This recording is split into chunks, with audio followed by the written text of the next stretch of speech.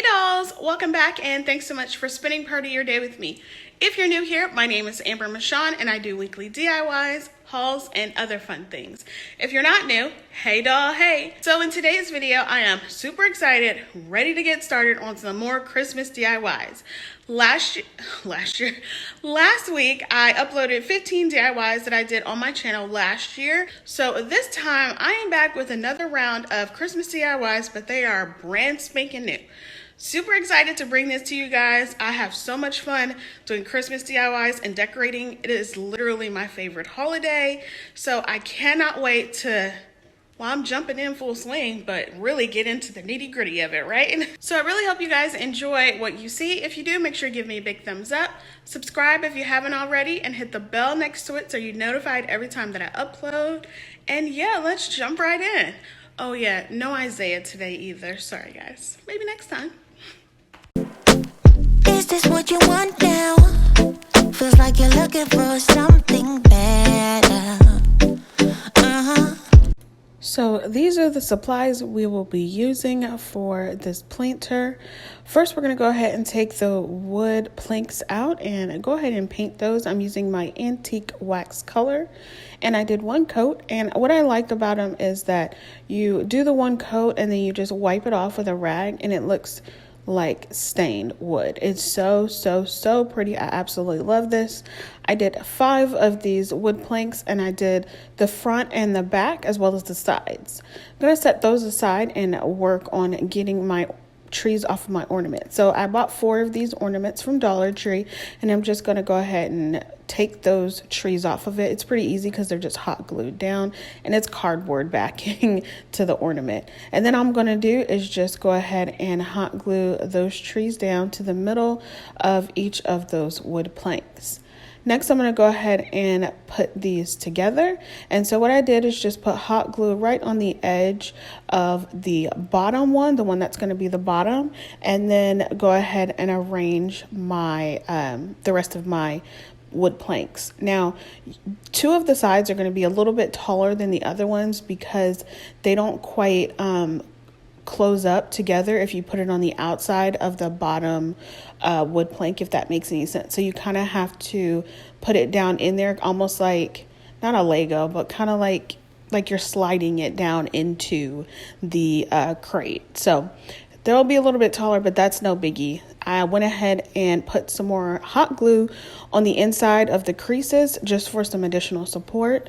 Then I'm taking this buffalo check ribbon that I picked up from Dollar General for $1 and gonna go ahead and put that towards the bottom of my crate, just using some hot glue, and I just went all the way around and then cut it off when I got to the end.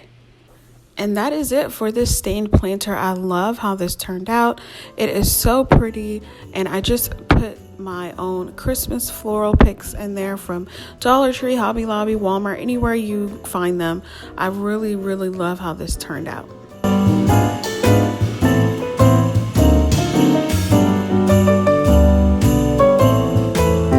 Our next DIY, I'm going to use that last wooden plank that was in that pack of 6 because 6 come in the pack. So I'm going to go ahead and take this scrapbook paper that I picked up from Hobby Lobby for 25 cents.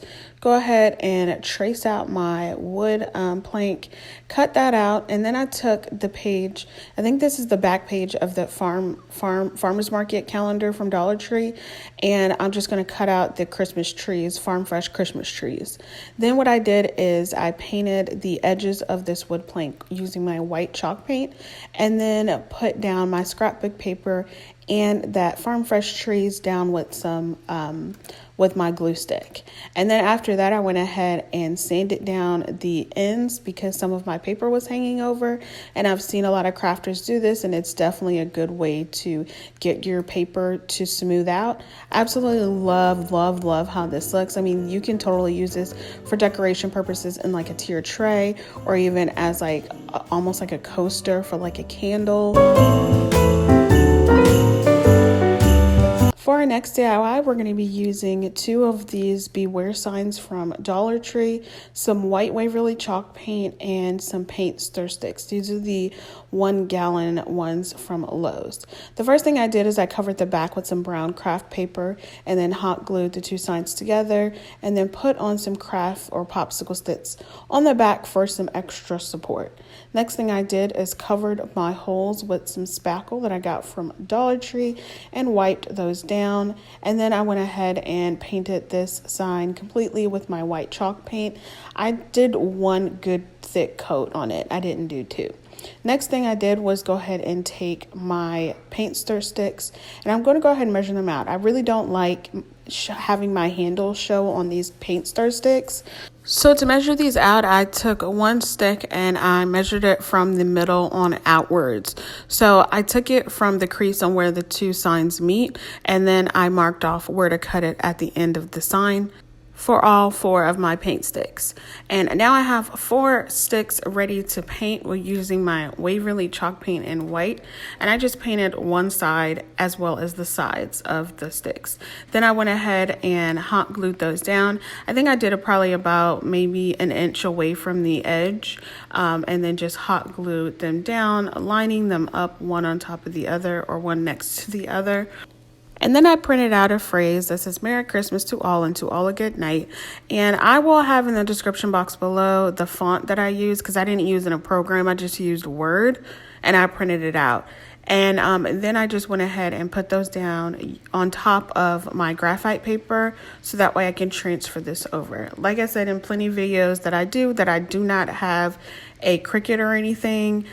So this is a good way for anybody that does not have Cricuts or Silhouettes or any kind of cutting machine like that to transfer phrases over that you might like on any sign.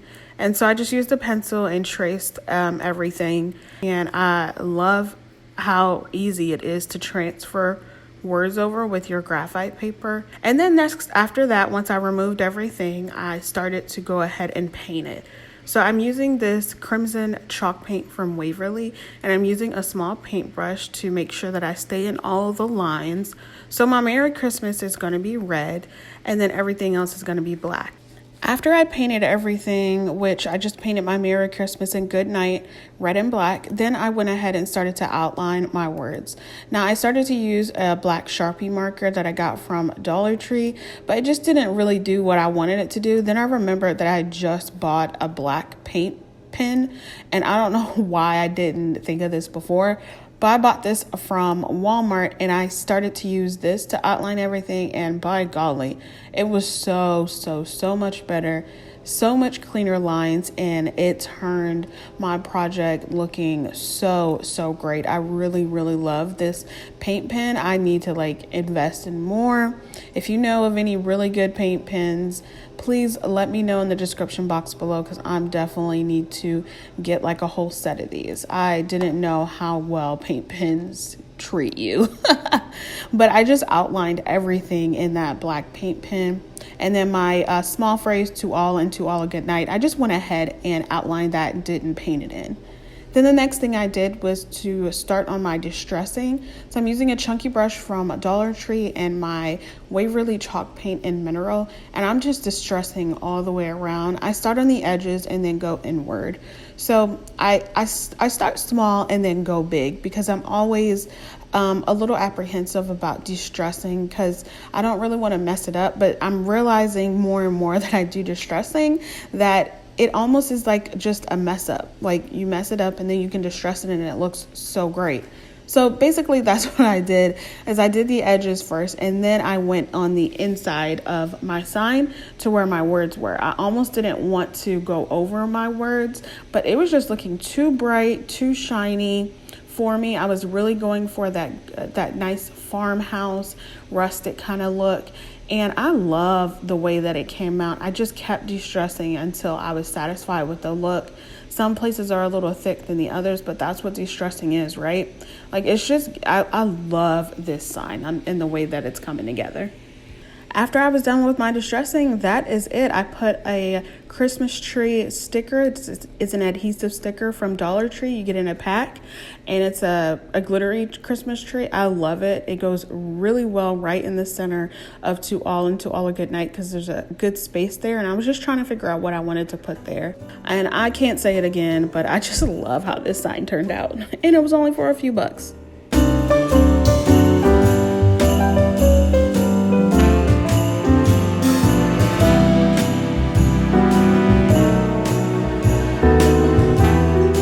For my next DIY, I'm going to go ahead and take this fall, thankful, grateful, and blessed sign.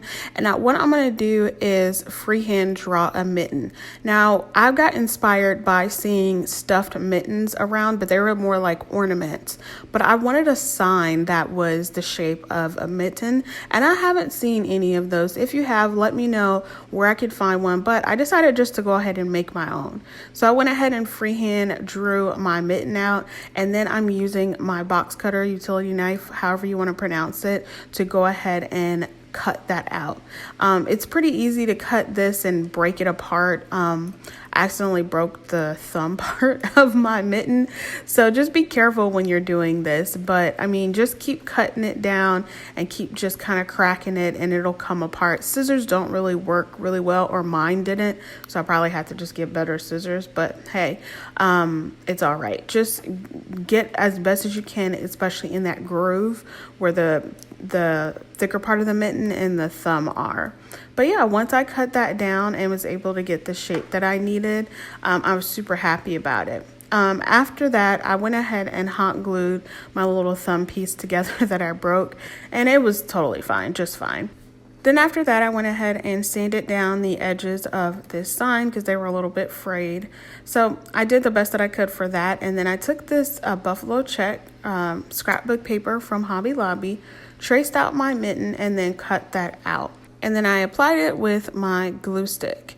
And I did some more sanding just to get my paper a little bit more flush and straight onto my sign.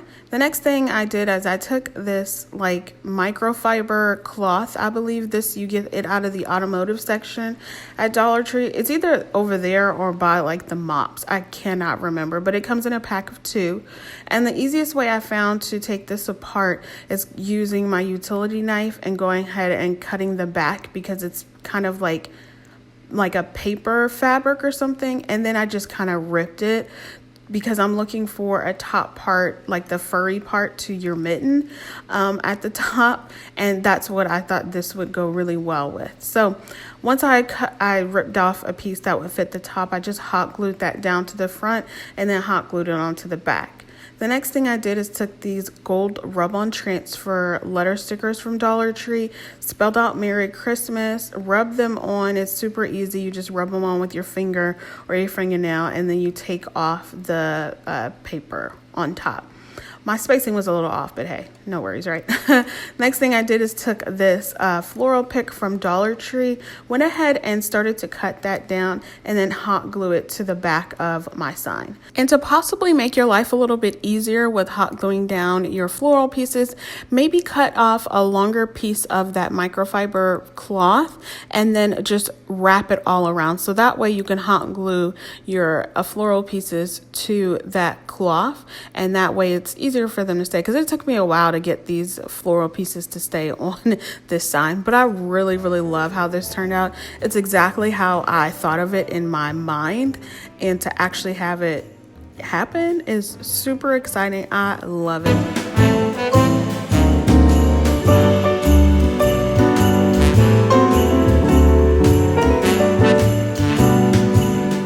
For the next DIY, I'm going to be using 2 of these wicker wreaths from Walmart, and then I'm going to go ahead and use some florals and some ribbon, burlap ribbon. So these are the wreaths that come together with like the twine wrapped around them. And so all I did was cut off one wreath twine and then unravel it. So then I took my wire cutters and went ahead and cut down those stems so that way I can get a smaller circle to act as my snowman head, because this is going to be a snowman. And so once I did that, I just wrapped some twine back around it, and then I had to add a little bit more of the twine that I did have on hand to get all around it to make sure that it stayed together, and just tied that off. Next thing I did is use some more twine to tie the two wreaths together. After that, I went ahead and made a burlap bow using burlap from Dollar Tree, as well as this buffalo check ribbon. And I initially made that a double bow, so one on top of the other. But I'm going to change that because I wasn't really feeling it. After that, I went ahead and started to arrange my floral on the front of the wreath, so in the middle of both of the wreaths, and just cut down all of my little berries and stuff to get more coverage out of it. Then I went ahead and took a pine cone, hot glued that to the front, and then this hat I got from Dollar Tree, I think a couple years ago, and I'm reusing it, and it's still in really good condition. I put a few berries on there and then just hot glued it to the top of that top wreath. Then I was not happy with the way that like my bow tie area was, so I took the bow off and then put it behind the pretty florals that I did have, and then hot glued that down and then rearranged some of my berries. And then I also took that buffalo check ribbon and made it look like the end of a scarf, like he had a scarf underneath his bow tie. And I really love how this snowman turned out. So cute. The hat is tipped down mainly because I wouldn't be able to hang it if it was up, but I really still like it because it's so cute, so farmhouse, and it's giving me all the Christmas feels. All of these are DIYs that I absolutely love and getting me into the Christmas spirit, and I just love how festive this all looks.